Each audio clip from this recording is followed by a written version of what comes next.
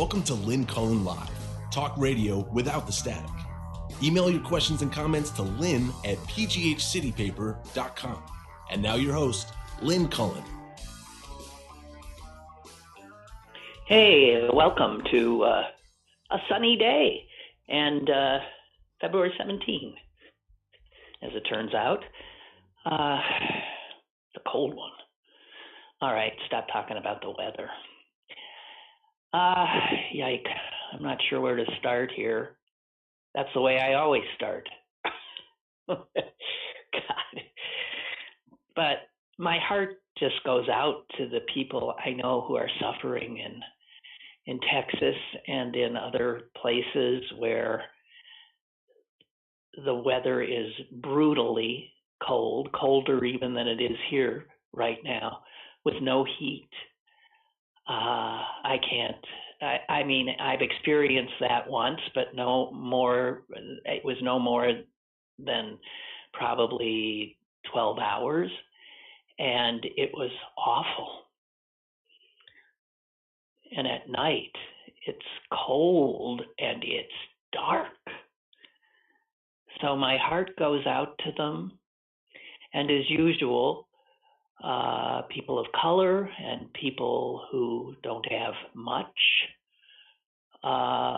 will be suffering the most and dying.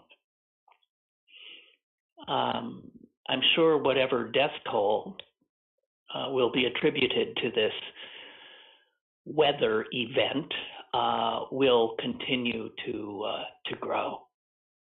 It's a huge human story, but it is mostly a story of governmental malfeasance again. You know, I was thinking about Ronald Reagan and how he so genially and seemingly benignly told us and schooled Americans on the fact that government was not the answer. And in fact, that government was invariably the problem. And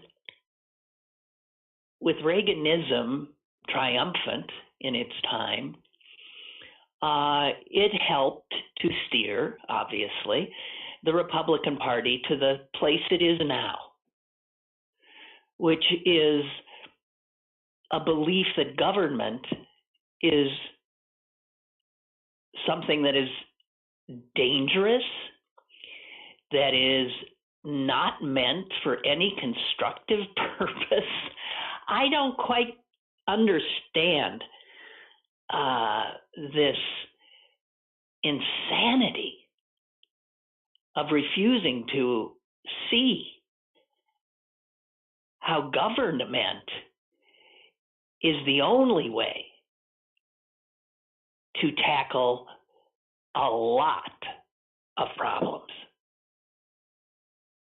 from a pandemic to infrastructure. And this is an infrastructure issue.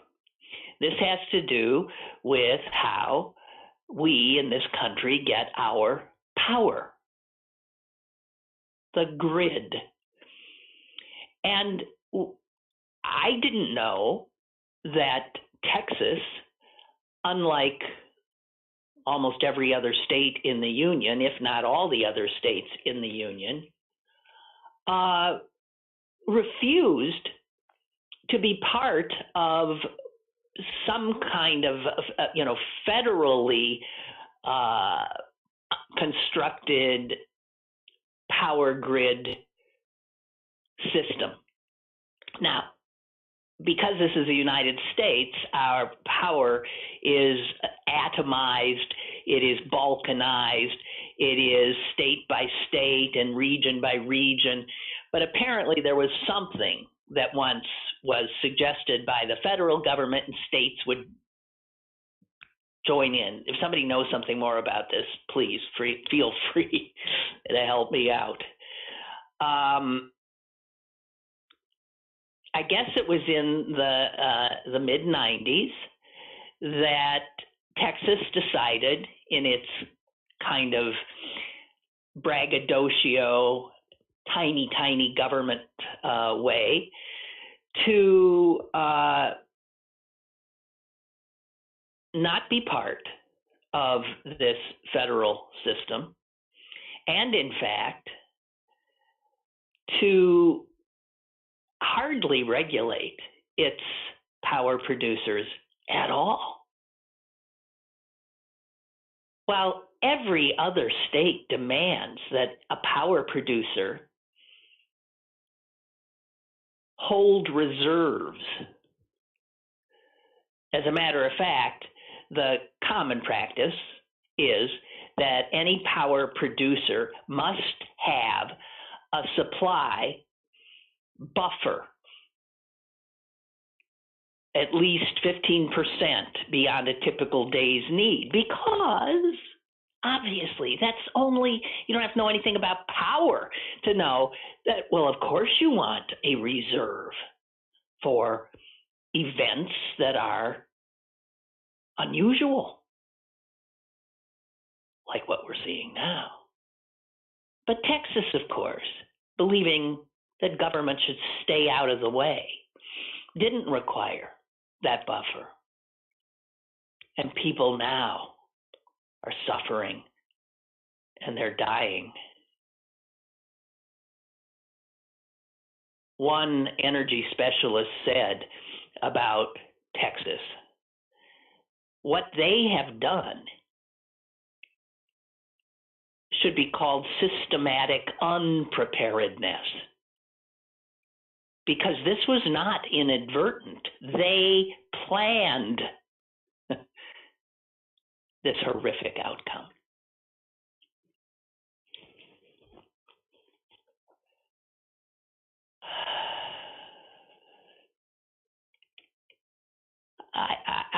The more I'm reading about this, the more astonished I am that so many people in this country live in states controlled by Republicans where they are essentially left on their own. It's law of the jungle.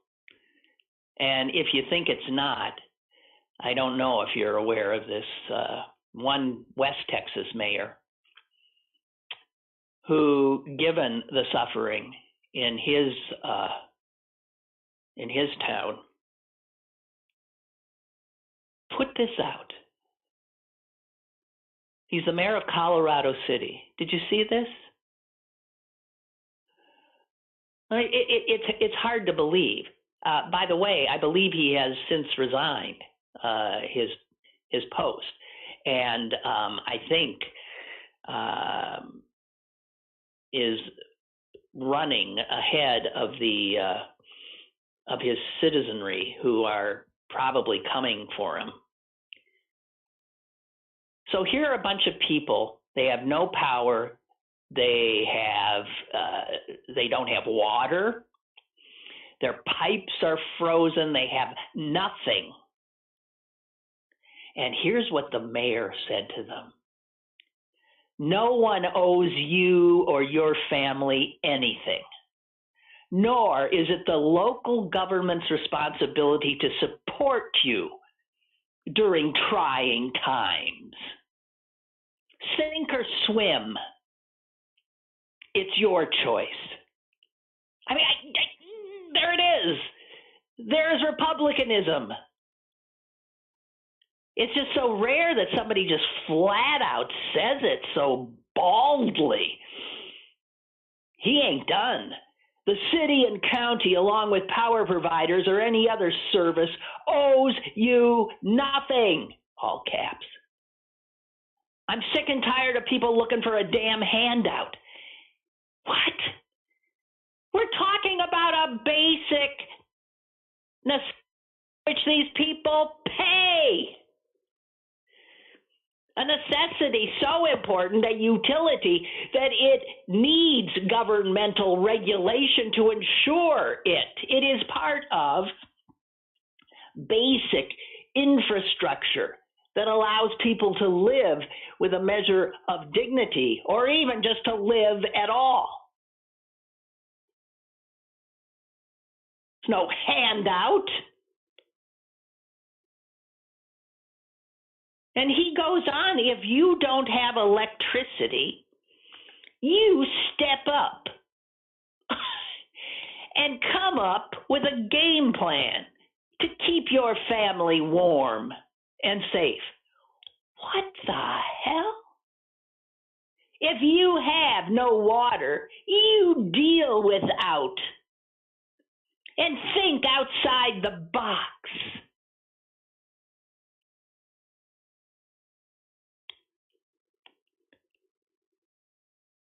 If you are sitting at home in the cold because you have no power and are sitting there waiting for someone to come rescue you because you're lazy, that's a direct result of your raising.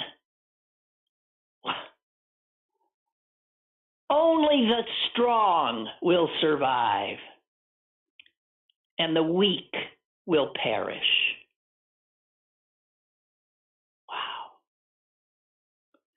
God has given us the tools to support ourselves. This is sadly a product of a socialist government where they feed people to believe that the few will work and others will become dependent for handouts.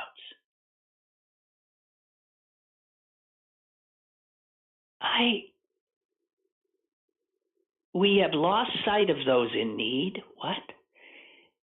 And those that take advantage of the system and mesh them into one group. Bottom line, quit crying. Quit looking for a handout.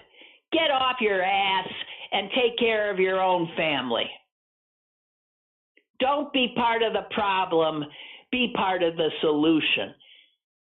And there's that echo of Reagan. Government is not the solution. Government is the problem. There. And there it is. There's republicanism for you.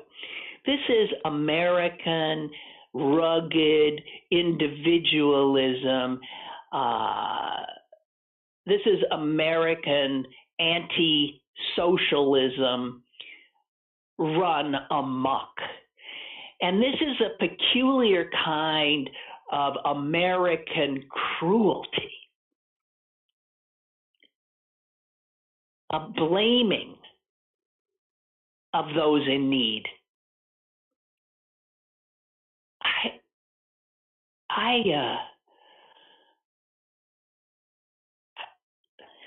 I mean, that he's not like an aberration.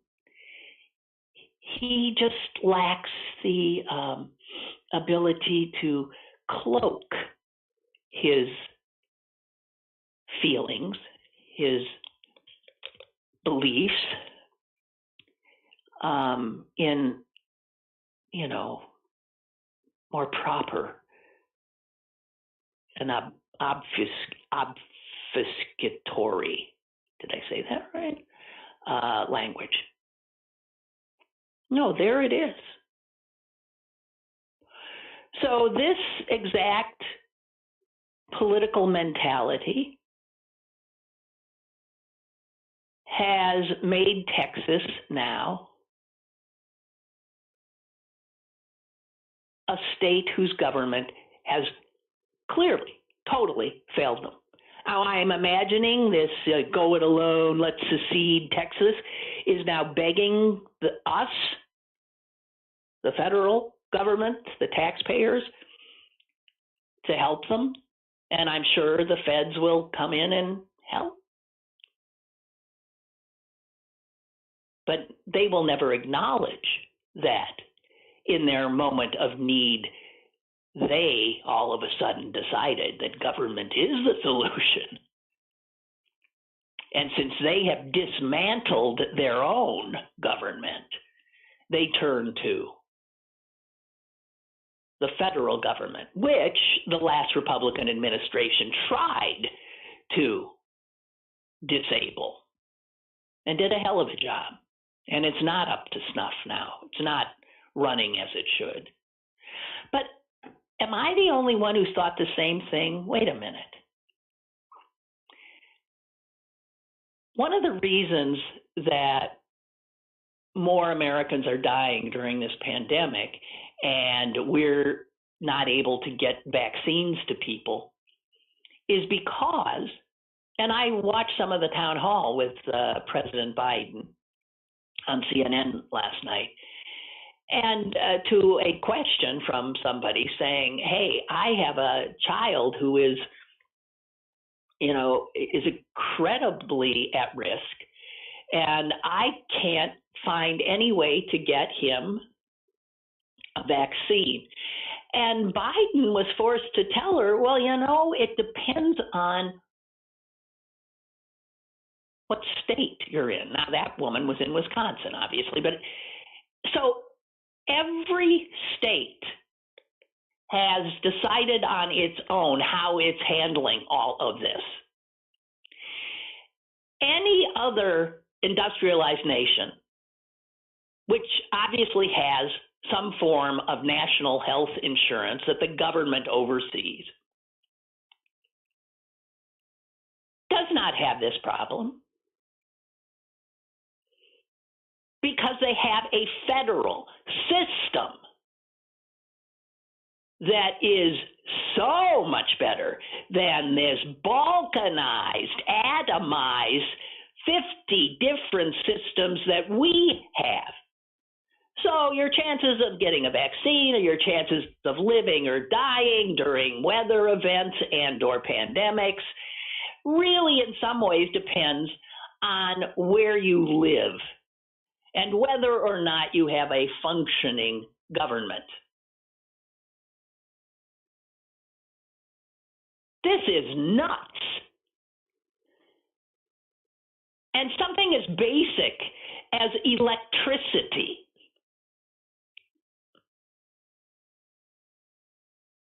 The power grid, we have balkanized that as well and handed it over to capitalists to, yeah, sure, because capitalists always do it better. They do it more efficiently. They don't care about their customers. They care about their shareholders. And if we had a national grid run not for profit, but for us, you don't think things might be a little better?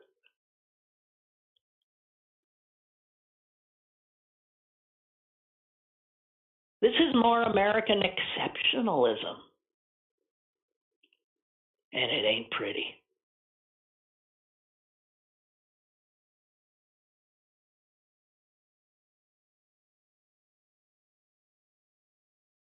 Ed, thank you. He says Texas has an independent power grid because of its response to the 1935 Federal Power Act. Sure. Okay, this is real shocking, huh? So we got a Democrat in the White House, FDR, and he's trying to, save this nation at the time. And he comes up with, a Federal Power Act, and which would give the federal government authority to regulate power companies.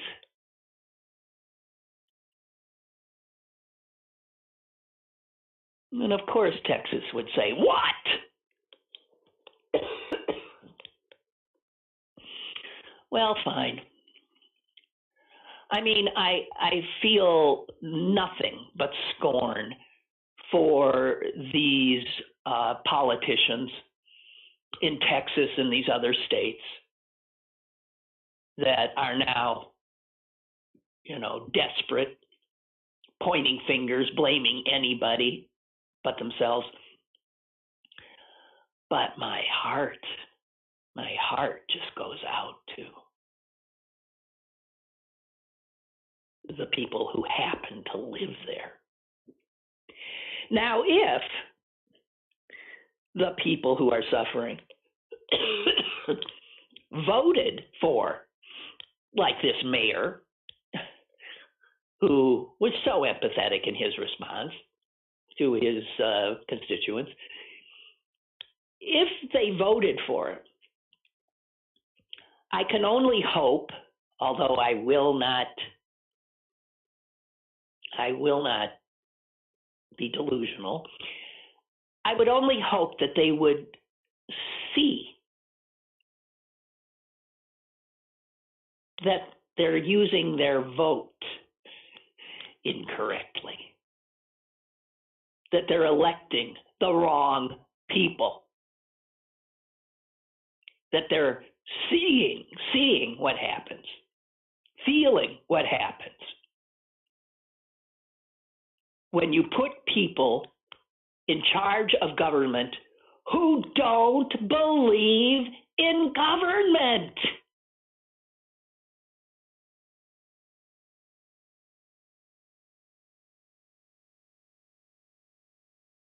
Oh,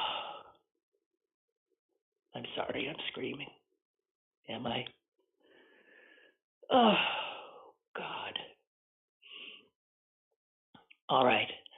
I haven't been watching TV news for the last few days, so I'm assuming this is the big story. And I might be behind the curve here. And this is one of those television stories that I don't like to watch because it involves so much human suffering and political malfeasance and corporate greed. All the things that make me a little crazy, right? Well, it was a wonderful metaphor. I should only hope it would become more reality. Did you see Trump's Atlantic City casino get blown to smithereens this morning? Yeah, it was been dead for years, but they finally just blew the whole damn thing up, dynamited it.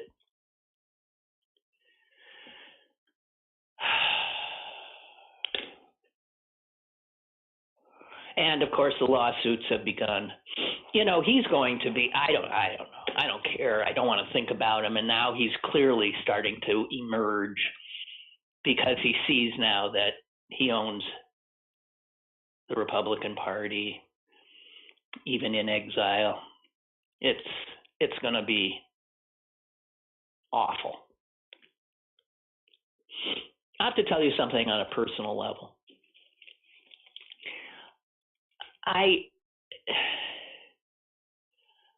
I've had a man in my head for the last few weeks. Keep thinking about him. It's a man that I met and was just blown away by. And this is on a professional basis, not a personal basis. Excuse me for not making that clear. And even though I met him, maybe almost 20 years ago, I'm not quite clear, I have never forgotten him. I spent all of maybe altogether 2 hours with him, and he had that big of an impact on me. He had written a small book, a little book, and that's why he was on the show. And he was here in person. And that book has been something I cherish. The book, in many ways, changed if not my life, my sense of what a good doctor is and what medicine should be. And because I was so taken by this guy, I don't know why he has stayed in my heart and my head. And lately I've been thinking about him a lot. I'd say about 2 months ago, maybe 2 months ago, I thought, I haven't seen an obituary, but maybe I missed it. He'd have to be very old. And I Googled him. And no, he was alive. He was alive and still doing his work. He was 99 and still at it. And I thought, of course, of course, this amazing man. And then I went looking for his book. I thought, I'm going to read that again. And he had written something so wonderful to me in it. And I couldn't find the book. And I freaked and then remembered, oh my God, I gave it to someone who was struggling with a frightening medical issue and was immersed in the horrors of American medicine. And I said, read this book. I think it'll help you. Just read this little tiny book, read it. And I said, and please, I will want it back. I mean, I know, because I never gave it to anybody. But so, like so often happens, yeah, she better have that book. And I was thinking about him yesterday because I was talking to somebody else about telemedicine, how they'd seen their doctor on, and I thought of something that he had said to me. And I said, you know, in some ways, I think telemedicine might be better than the way normal medicine works in these days. Because in telemedicine, you actually have a doctor looking at you, sitting and looking at you, talking to you, as opposed to this nurse, this intern, all staring at computers and plugging things in. You know what I mean? Because his whole thing was just that. If a doctor doesn't talk to you, get to know you, have a sense of you as a singular human being, that doctor cannot do their work. His book was called The Lost Art of Healing. And it is a condemnation of our kind of medicine, doctoring.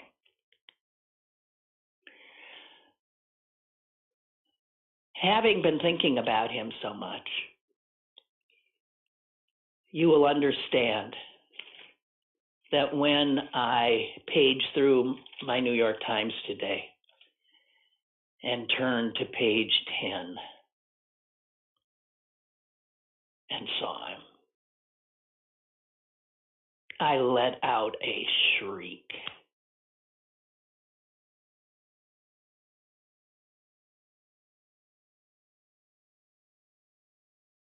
Bernard Lown, the headline says, inventive heart doctor and anti-war activist dies at 99.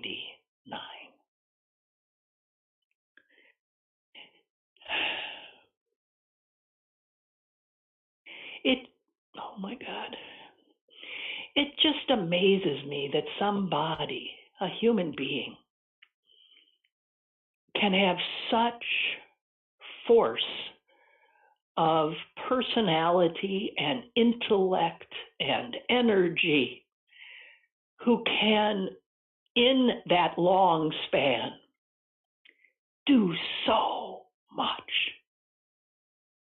He is probably responsible for saving hundreds of millions of lives. Can you imagine? He saved my father's life. My father never met him.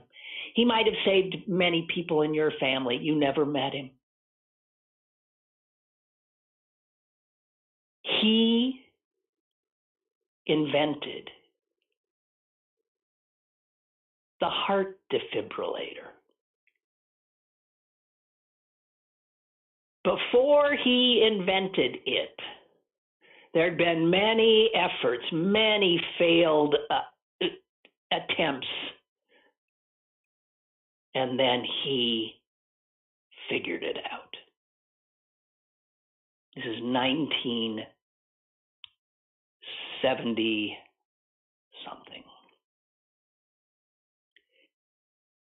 And because, and I'm getting this from the obit, and because of his invention, which immediately was all over the world, it allowed open heart surgery. It made it possible.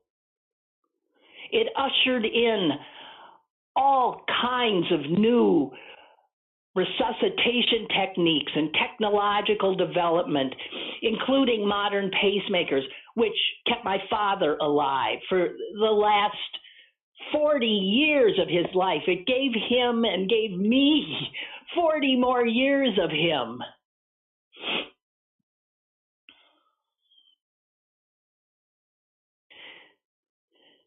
And he was indefatigable.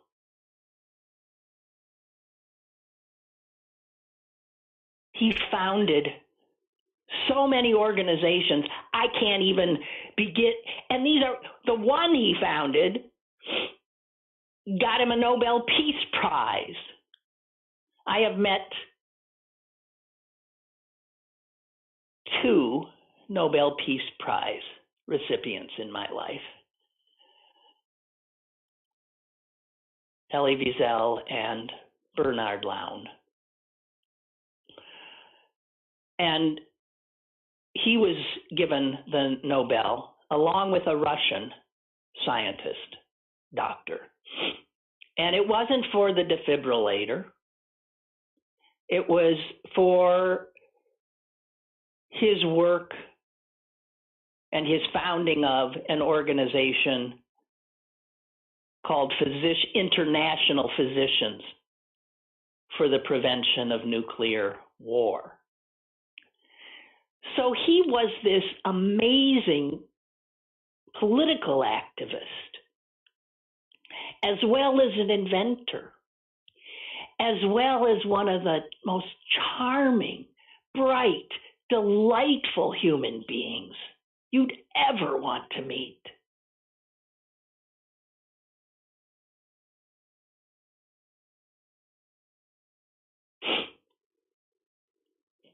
He was born a Lithuanian Jew, as are my progenitors, and he was lucky because his family did what a lot of Lithuanian Jews were always trying to do, which is get the hell out of here. Mine left before his, but they got out in time in 1935. And he would have been 14 years old. So at 14, he came to the United States. He was the founding president of Physicians for Social Responsibility in 1961. That was the same year he was working on the defibrillator, and that came in 1962.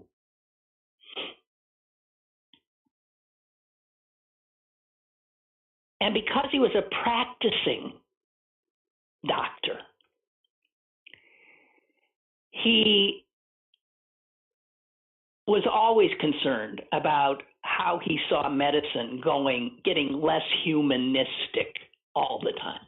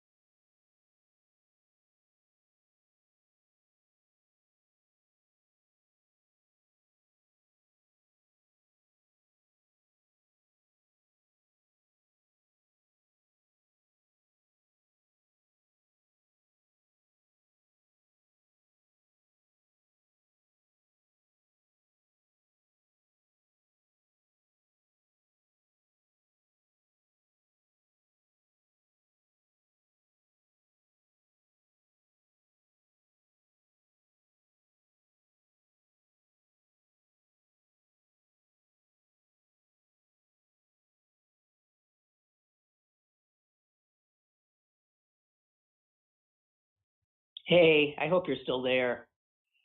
I guess my landline is the problem, huh? I don't know where we were. I know I'm going crazy. I take this man's death so to heart. I don't think I've met a more amazing human being.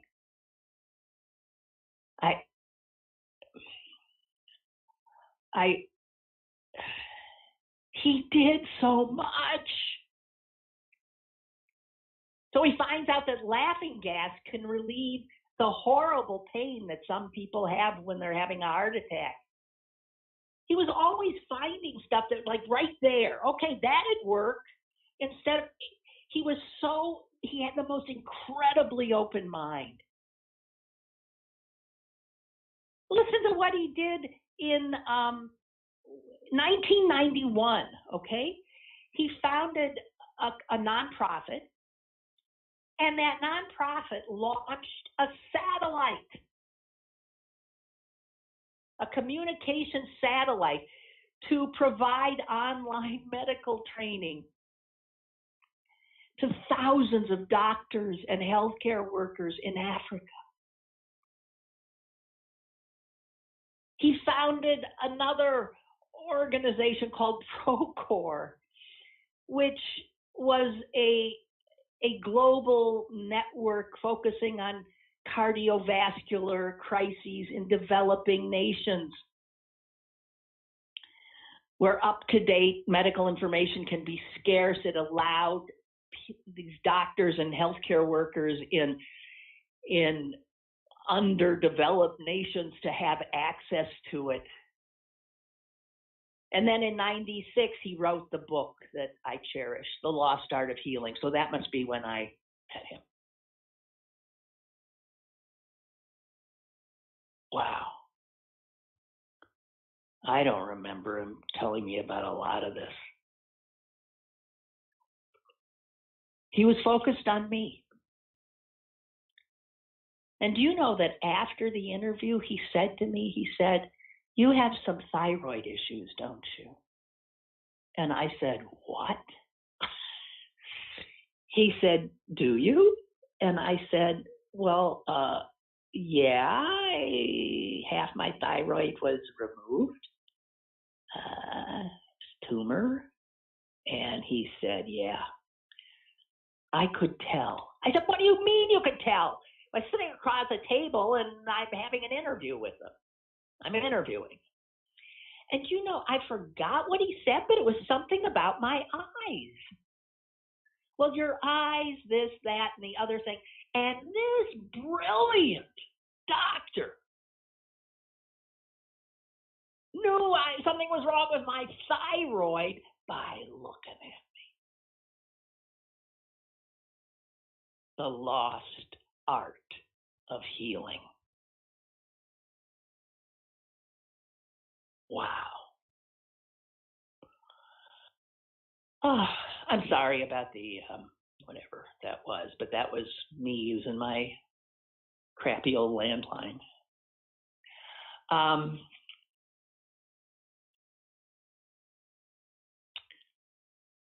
Allison writes, the Republicans want less and less government. Yet, they sure want the jobs in government. They don't want to do anything positive. They don't want anything to help anybody. They just want to collect those taxpayer dollars. Yeah. Yeah. Oh, God, I'm so sick of getting these. I mean, it's nice that they put them out, but because I'm in media, I get these, our government working. So this is from the Public Works Department, and it comes in here. But I've been getting these, it seems like every other day, because the headline is always the same. Public Works winter storm preparation. And I'm thinking, no, not again. Yeah. Well, so we got another few inches, I guess, coming in. 2 to 3, he thinks. And he's just telling us those salt trucks. Here's what he should say. The salt trucks will be in operation. We will have to maneuver the salt trucks around all the television reporters. standing outside our salt trucks. I think that is so funny how TV. I mean, you could actually, you don't have to watch television news like during or before a storm, because they just like automatons send off their reporters to do the same damn story over and over again. We could all do it for them, really. They should. God, it drives me crazy.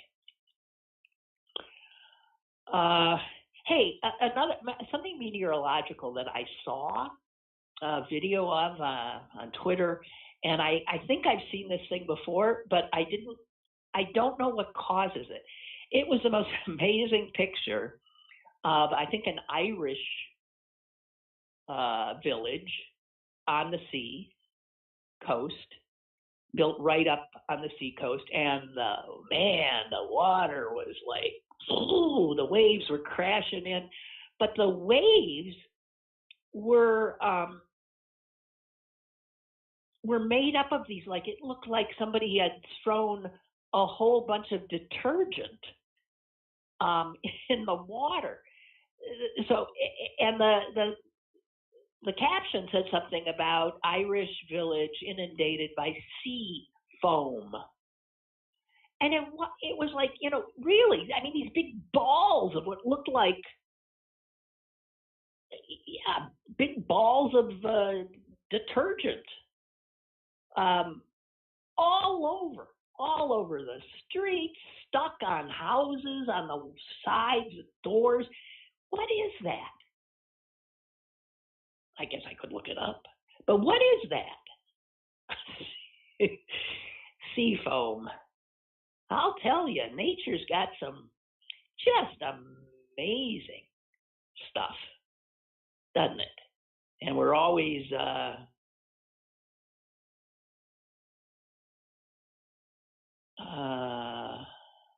okay, never mind. I'm sorry, I was trying to read an email while talking, which is very difficult. Okay, what else do we have?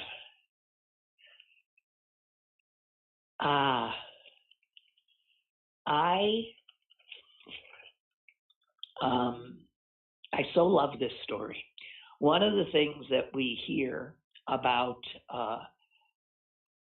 COVID is that some people who get it, who survive it, never quite shake it, so that they have this, prolonged problem. They're calling it long COVID. And doctors haven't really known what the hell to do for these people. I mean, they often have continuing trouble breathing. That's one of the main complaints, as well as when you can't get enough oxygen, that is totally enervating. So they're exhausted, even though they're technically over the infection, they are in real trouble. And there's this amazing story. Bernard Lown would love this story because it shows a doctor willing to be open to something outside the box and help coming from an unusual source. So I take you to the UK, and I take you to the English National Opera. Now, the English National Opera, like any opera company during the pandemic, has been brought to its knees. I mean, you can't have, no one's coming to a theater, and no one definitely is coming to a theater where people with the ability to project their voices are doing that right toward them. So one of the opera singers kept reading about these people who have recovered, but they have breathlessness and fatigue and all that stuff. And this woman, her name is Jenny Malika, she said, and I thought, one thing us opera folks know is breath. That's our expertise. And maybe some of the things we know could help these people. So she actually approached a doctor, a respiratory specialist at one of the local hospitals, at one of the country's biggest public hospital networks. And that doctor, another woman, was very interested. She says, we've been racking our brains about how to treat these people, and we're coming up with nothing. Because breathlessness, that can be so difficult to get at. And we've gone through all the possibilities with drug treatments. And so we feel like we just don't have anything left to give. And that acknowledgement of their failure allowed them to say to the opera singer, what do you think you could do? And so what happened is they formed a group called English National Opera, Breathe, and they held Zoom classes for people suffering from this long COVID. And they taught them things that opera singers know about posture, about breath control. And they introduced them to exercises involving humming and singing and short bursts of air, bringing it in and pushing it out. And do you know what? Well, I'll give you one of the guys who was suffering. He says, wow, this has really, really helped. Physically, mentally, and in terms of anxiety. And that was exactly the aim. It was to teach people how to get the most out of whatever lung capacity they had, because many of them have damaged lungs now. And, as I learned from reading that wonderful book, Breath, we don't use our lungs properly. We don't know how to breathe. We think we do, but we don't. And we have so much more to be gotten from the lungs we have. But you find out, too, that when you learn how to breathe, it calms you. It's why breath is central to meditation.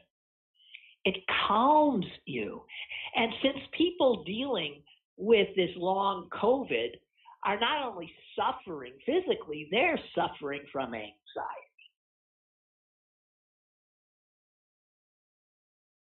And so it worked. And because of the national healthcare system, the program is being expanded throughout the UK to help people suffering from these post-COVID conditions.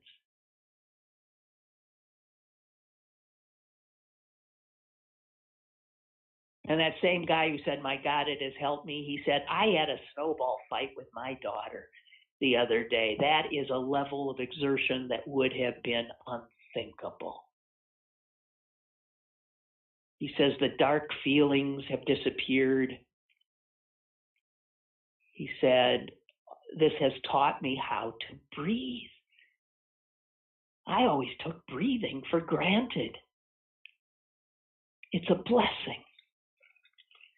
So there you have it. Opera singers using the skills they have, redirecting the talent they have, the energy they have, and finding that they can actually help people. And this opera company in general, it seems, has an incredibly humanistic core, because when the pandemic started and they had to essentially close down, they right away redirected a lot of their energy. They actually thought of things they could do. So their wardrobe department immediately started making protective equipment for hospitals when there was a shortage initially. And then they came up with this way to help people who were actually suffering. I love that story, and as I've said, it's right up Bernard Lown. May his memory be a blessing. Right up his alley.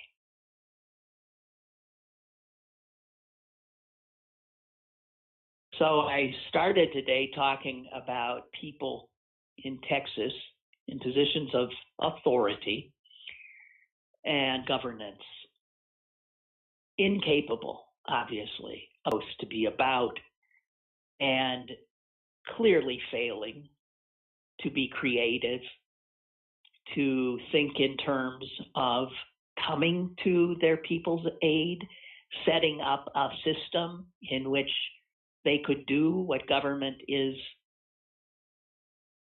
for. And there's an awful lot of that going around because the Republicans have propagandized generations of Americans. And I don't see how we're ever going to deprogram all of these souls who don't understand what a government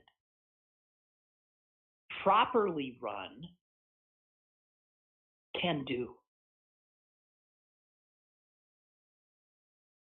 The Republicans' demonization of government, you would have to call it a huge, huge success story. And we, the people, have paid for it.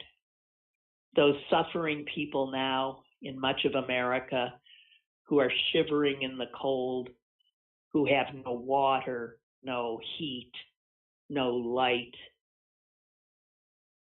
who are in danger of freezing to death.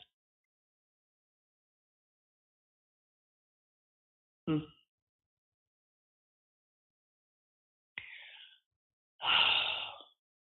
you see they keep coming? This is a totally off subject. The TSA at the airport, I still can't believe people are flying, but the TSA at the airport, I guess people are flying, have been confiscating loaded guns at an alarming rate. In today's paper alone, there was a story of 2 loaded guns. I mean, one had something like 15 bullets. A gun can hold 15. What do I know? And another was loaded. And stop and think, just for a minute, stop and think. Who, when you're standing in line to go through TSA, and you're taking off your shoes and you're putting your computer in a little tray and you're doing all that stuff. How could you not know that you're carrying a loaded gun, which will become readily apparent the minute whatever you're carrying it in goes through a metal detector or the x-ray machine, huh? It suggests that people who have these loaded guns don't even, I mean, it's so regular kind of, whoops, am I still here? Yeah. It's so, they wouldn't even, it blows me away. But the other thing I noted about the two most recent confiscations, and that's the other thing, your gun is going to be confiscated. You're never going to see it again. It's gone, okay?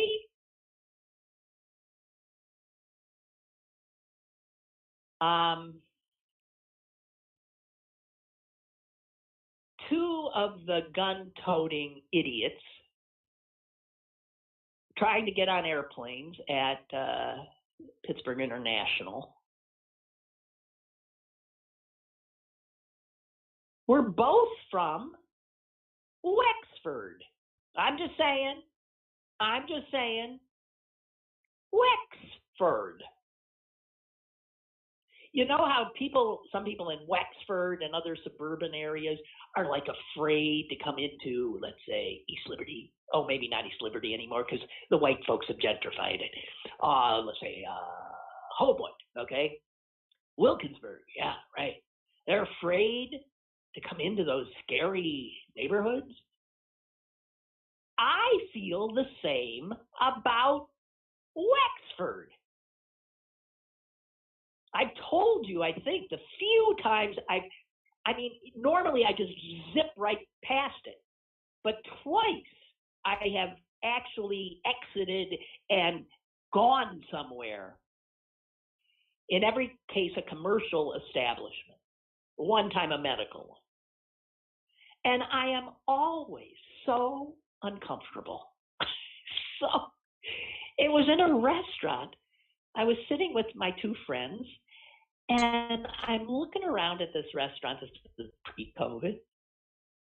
And I said, you guys notice anything really sort of weird here? And one of my friends says, yeah, everybody's blonde. I said, yeah, it ain't just white. I swear, they're all blonde.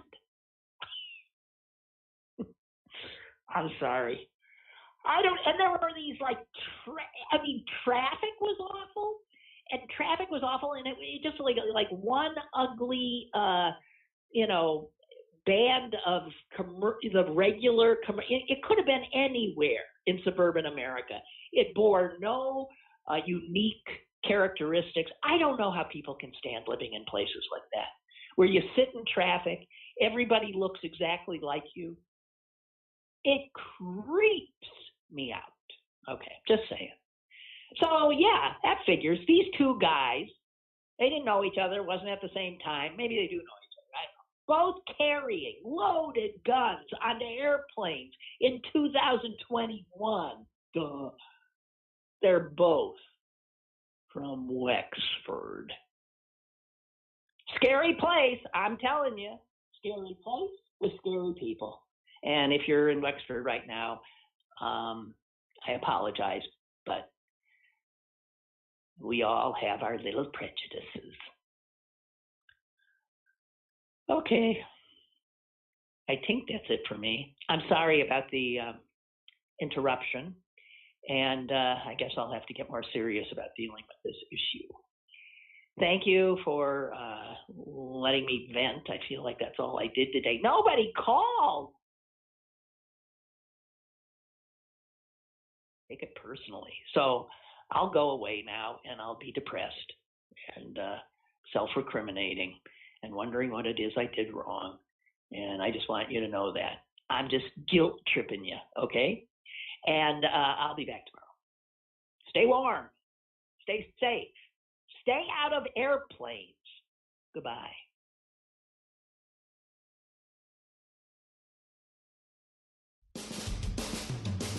Lynn Cullen Live, Monday through Friday from 10 a.m. to 11 a.m. and archived at pghcitypaper.com. The opinions expressed on Lynn Cullen Live are those of the host and do not necessarily reflect the viewpoints of Pittsburgh City Paper or its advertisers.